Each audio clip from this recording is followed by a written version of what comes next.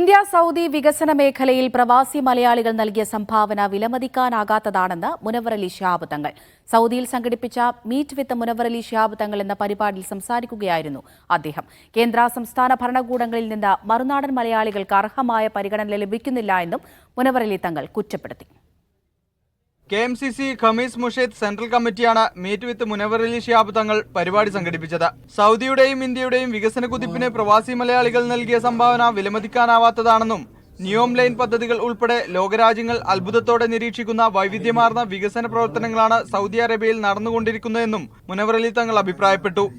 നിലവിലെ കേന്ദ്ര സംസ്ഥാന ഭരണകൂടങ്ങളിൽ നിന്ന് മറുനാടൻ മലയാളികൾക്ക് അർഹമായ പരിഗണന ഇനിയും ലഭിക്കേണ്ടതുണ്ടെന്നും അദ്ദേഹം പറഞ്ഞു. ചടങ്ങിന്റെ ഉദ്ഘാടനം സെൻട്രൽ കമ്മിറ്റി ഉപാധ്യക്ഷൻ ജലീൽ കാവനൂർ നിർവഹിച്ചു.